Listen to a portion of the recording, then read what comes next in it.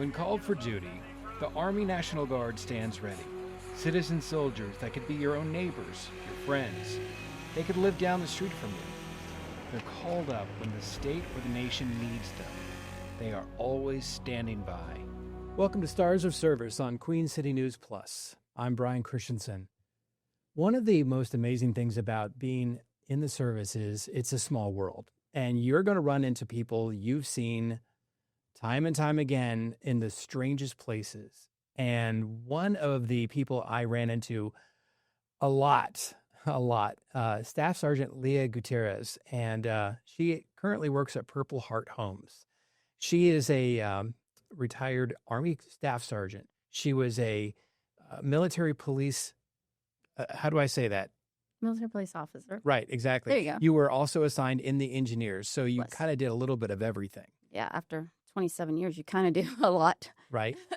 Well, I ran into you like 100 times. It seemed Oh, like. yeah. There was one time I ran into you at the Coca-Cola 600 when they had Yes. this street fest. You did honor guard directly in front at Trade and Tryon. There was another time I ran into you in Wisconsin Yeah, for, of a all national, places. for a National Guard training. Yeah. And then we worked in the same building for a while in Charlotte. Talk to us. What is a combat engineer and also military policeman? Just talk about your career a little bit. What'd you do? So when I joined in 1996, at the glorious age of 18, and then I won't do math right now. It's okay. it's okay. I love my age. But from there, I was combat. What was I? I was a cargo specialist, which was in charge of loading all the planes, trains, and automobiles. But basically, the engineer portion is just rebuilding the infrastructure of any area that has been damaged, just bringing it back up to where it was before. From there, I did that for probably about 12 years. Mhm. And then in 2006, the Army was restructuring. I love that picture, by the way. Oh, look at that. Look at that baby face. Oh, there's my dad. Aw. And so, yeah. Oh, my son. Golly, you found a lot of pictures. Sorry. So, yeah, in 2006, when the Army was restructuring their MOSs and changing is when I switched to the MPs and became an military police officer. Right. I went through all that training and deployed. I ended up switching back to engineers when the 105th Engineers in Rayford was deploying. I went as their supply sergeant. So I did that while we were deployed. And you ended up getting, while you were deployed to... This was Afghanistan. Yeah. Oh, okay. You've been to... Iraq. Where have you been? Yeah. So I actually participated right after September 11th on what was called Operation Noble Eagle. And we worked at NSA Maryland, Fort Meade, Maryland, where our troops were basically helping the security guards guard the post because, everyone kind of active duty withdrew. Wait a minute. What? I'm adding another 6 degrees of location. Yeah. What day, what year, what time? So it was, I want to say, late 2002 Mm-hmm. and then most of 2003. So I was going through a photography course then Stop it. at Fort Meade. Are you in serious? Maryland. Yes. No way. I will dig up the picture and add it to... We were there during the DC sniper. Yes. Yeah. I remember that being just the eeriest Right. feeling, like traveling, just going into don't Baltimore. go out at night and Yeah. stay away from the Beltway. Yeah. I remember that. Yep. As a matter of fact, I was there on the base, and I happened to see because in the in different services, of course, they wear different patches.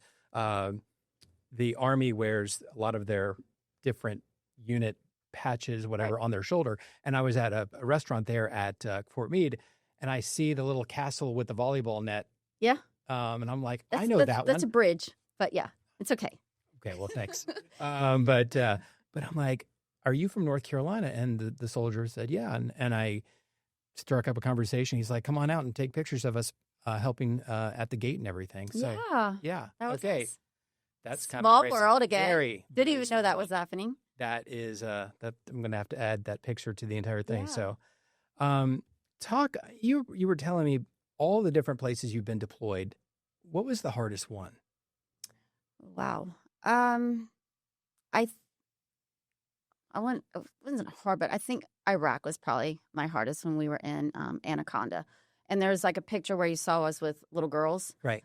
So one of our missions was to take backpacks Right. to this town. And unfortunately, I don't remember the town. And I remember the girls were like, there we go, the little sweet babies.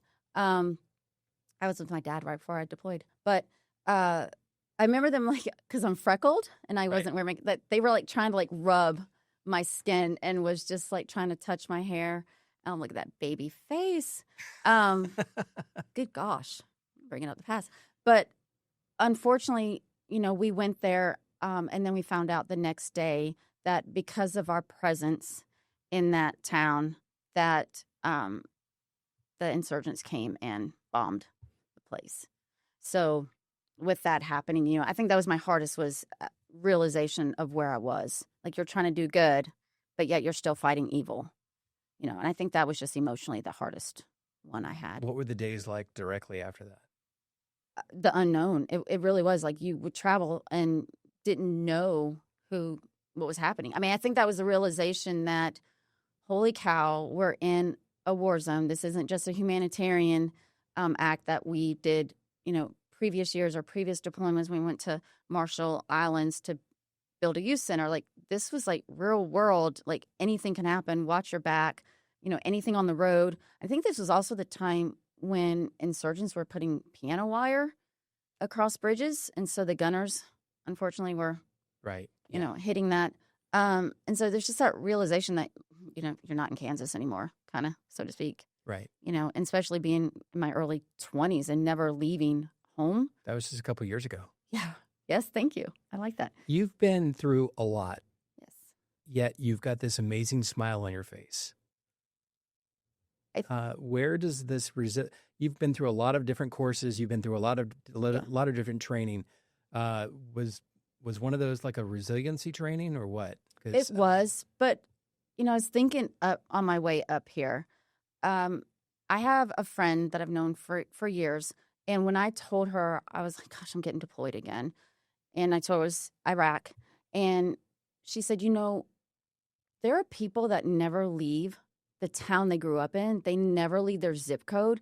You have the opportunity to go to another country, experience that culture. And so I kept that same mindset of everywhere I went. Like, oh my gosh, I'm going to another military school for 8 weeks. But I'm going to meet new people that I've never met before. I'm getting ready, to learn. Like one of the things I got to do is military police investigator, So, yeah. So I got to have... I know.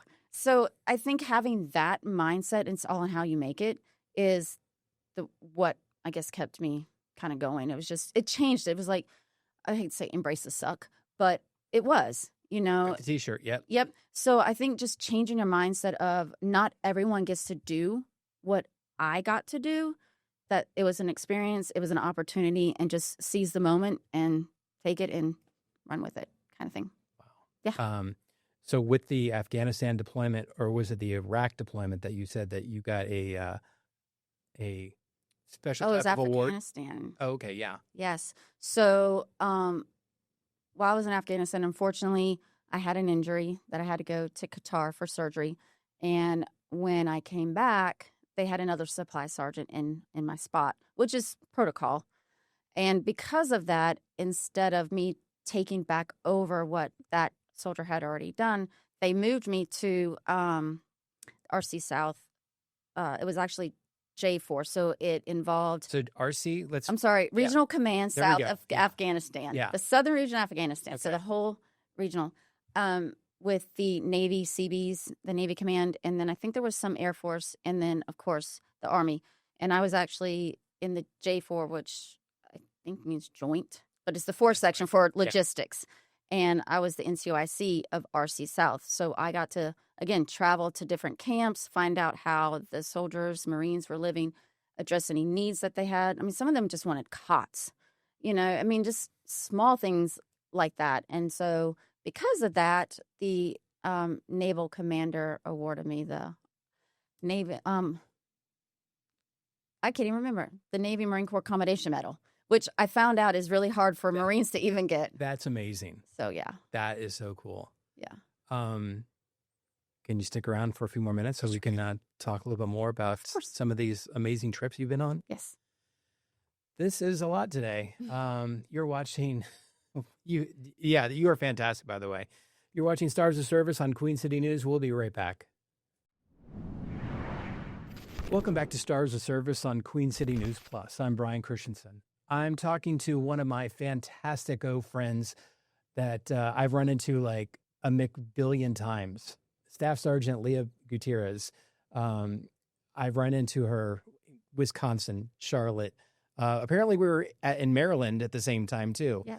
But you've been through a lot. Yes. And I ran into last year in front of a church for CMPD Officer Josh Iyer, excuse me. And I ask you if you might just share a couple words. And I'm going to play that really quickly. I am out here today to give honor to Joshua Iyer, whom I've served with for about 5-6 years. He was one of the most strongest people I know. He was a great leader. He advocated for his soldiers. He stood by his shoulders. He was trained. There's no words that can't describe him. He was just an awesome individual. Doesn't matter if you knew him or not. It's still that mass brotherhood, mass sisterhood. It's just a way to honor and give respect to those that are fallen. It's, even though it's a small, a large world, the community within the law enforcement military is still small. And it doesn't matter if you knew him for 30 seconds or if you knew him for 30 years. You still have this desire to give your respect to those that have served. Wow, that was a lot better than when you see it on the other side. I was like, wow, I really said all that? You said all that. I think it's just, when you get caught up in that moment sometimes that, One thing that I took away from that, when you talked about the brotherhood, the sisterhood, and how long had it been since you retired at that point? At that point, so that was April of 24. Oh gosh, maybe 4 months. So 5 months? you had retired and you're like, I'm going to wear my military uniform to show respect. Yeah. It was my brother. I still have his text messages. I still have, because we would sit in meetings and send each other memes of how much, you just send a picture, and so that's how this PowerPoint is awful. Yes. This could have been an email. Yes. Right.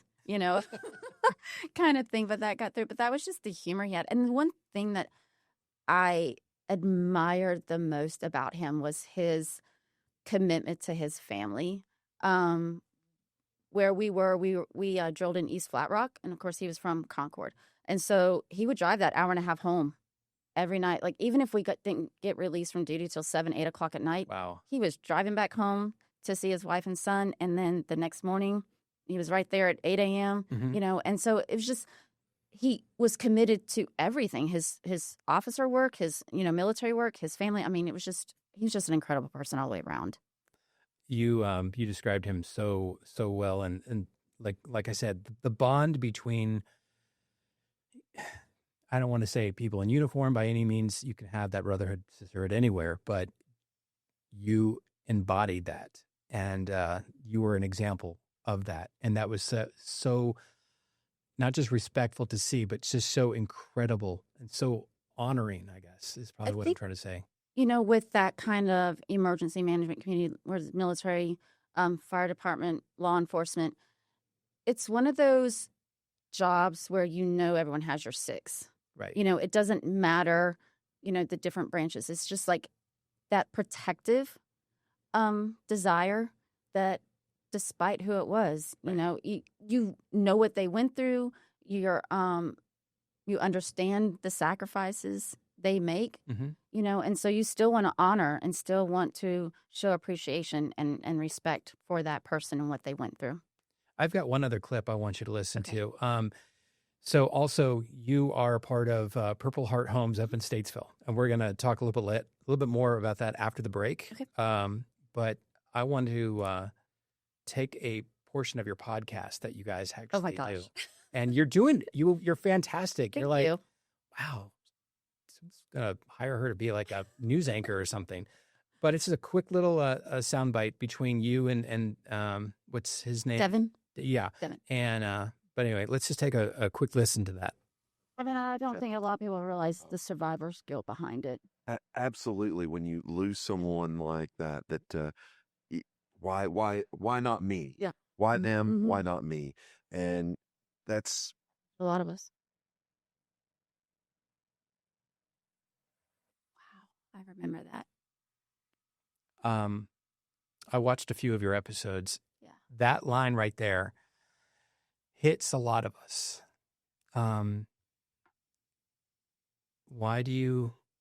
What's your survivor's guilt?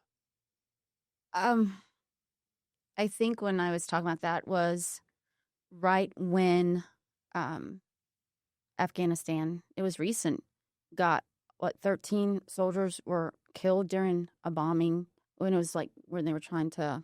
Abbey Gate, yeah. Yes. And you think back on other events that you missed. Like, I mean, I had an IED explosion happen to us when we were in Afghanistan. But you just start thinking, like, how did I miss that? Like, what happened? Like, why was I spared? You know? And so you start thinking about all the families that were affected. You start thinking about the could-haves, the what-ifs. And you just start thinking, like, I went through the same training they did. You know, I encompassed the same thing that they did. Like, how did I miss that bullet? Like, how did I miss that bomb? You know, and then you just start to feel bad. You start to, like, realize, you know, that there's a deeper sense. But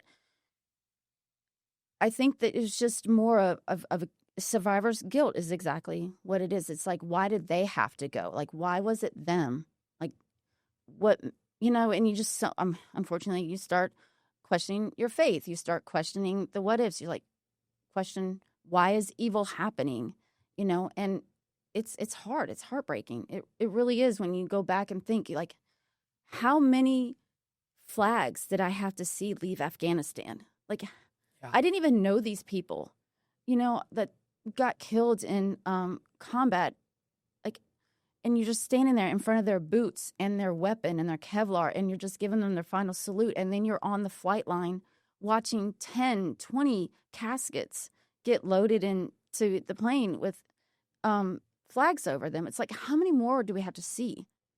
You know, and that's where I think, you know, your guilt comes in, because you just see that happening in front of you, and it's hard to process. It really is hard to process. You cannot process it immediately, and it takes years. It takes years, and it's okay that that you can't get over it right away. You're not supposed to. It takes years, and that's okay.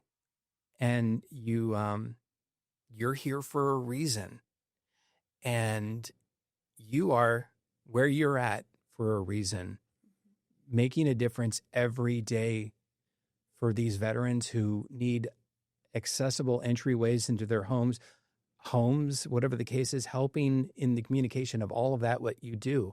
And I want to talk a little bit more about Purple Heart Homes after we come back from the break. Welcome back to Stars of Service. I'm Brian Christensen. We're talking with retired Army Sergeant Leah Gutierrez. She works full-time for Purple Heart Homes up in Statesville. Mm-hmm. So what exactly do you do every day? I am the newly appointed director. Congratulations. Thank you. Director of Program Services. So my responsibility is to oversee the project managers and, there's a house. And squirrel. There's a squirrel. Yes. Not in the video. And just make sure that our projects that serve the veterans are staying on task and that getting served. Prior to that, I was in charge of the manufacturing and logistics and operations of our tiny homes, which are 10 by 32. Which is that right there? Yes. Okay, cool. So your day is filled logistically almost identical to the kind of supply-ish that you were doing Yeah, so while he that's was deployed. and that's the great thing about, sometimes you have a job and you're like military police. Like I do not want to be in a, no offense, but at my age, when I got out, I did not want to have to go through. 32. Yeah, thank you. Yeah. Plus 10. I did not want to go through that training again, and also I was at a point where I was kind of done committing my life to a job where I wanted Right. to focus on my family. And I knew that kind of position after I served 27 years. Oh my gosh. To just keep going, I have young kids. And so with that training, how do you take that into the civilian world? Right. So luckily, having a background in operations and logistics fit perfectly into working operations on making sure projects get done and logistics on getting the materials needed for that project. Right. The only thing I had to learn was construction terms. That was the only thing that was hard. I was like, I don't know what a 30/50 is, which is a window. We're but gonna go to anyway. We're gonna go to Lowe's or Home Depot, and we're Yeah. just gonna study. Yes, Yes. exactly. And learning blueprints. But that that kind of training in my background is what helped, navigate the career that I'm doing now. What's the best thing about your job right now? Oh wow. Now I'm gonna tear up. When I got out, I lost my sense of purpose. So coming to Purple Heart Homes, I found my purpose. Giving back to those that paved the way for us. Building a ramp. I mean, I don't build, but being at a project where a veteran has not been able to leave his home in 5 years, unless it was by ambulance or family, and you build him a deck and ramp, and this veteran is going down the ramp at like 50 miles an hour, it seems like, without any safety rails, and he's able to leave his home. I mean, just seeing those small adjustments to their lives is one of the biggest things that you take for granted. We had one that was like gazing at his yard of where he's going to plant his garden next. It's just giving them that accessibility to actually be themselves again. It takes about $150,000 a year to put a loved one into assisted living, whereas you can spend that money if it's just a roof they need, or if they need widening of a bathroom, or if they need a ramp. I mean, just think about that one-time dollar amount allows that loved one to stay in their home and to maintain their independency and maintain their dignity. You guys probably get inundated with requests. Oh, yeah. I mean, how do people reach out and learn more? So they can go to phhusa.org, and they can look at all the amazing things that we have done, all the veterans that we have helped, and just read the articles, and there's an application process, and just fill it out. But What's one thing that you want to tell, if you could write a letter? I'm going to jump back a little bit here. If you could write a letter to 19-year-old Leah, who's about to go into basic training, what would you tell her? oh gosh, I think the same thing that I'm doing right now is just enjoy every moment that is thrown your way.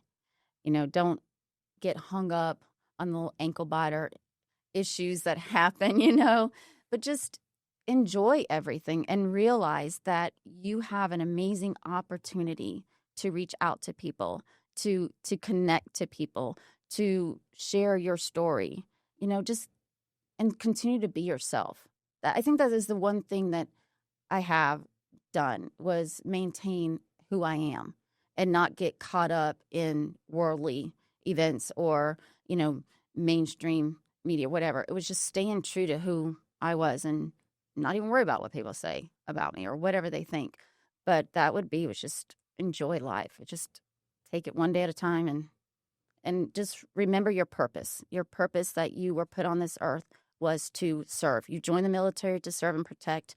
You're now working at Purple Heart Homes to serve and give back, and just to be a servant of God, and just to continue that mission, and just, I don't know, be a happy person. I would say that you're more than, and you certainly create a lot of happiness around Thank you. people, around the people that you work with, And anytime you interact with any veteran anyway, of giving them any type of hope whatsoever, you are truly a star of service. So, Thank you. absolutely. Thank you so much for coming. Thank you for having me. I so enjoyed seeing you again. Oh, shucks. Thanks. This was, we didn't have to go to Wisconsin or Maryland or No, some other far it's right down the road. place. Exactly. Thanks so much for watching Stars of Service on Queen City News Plus.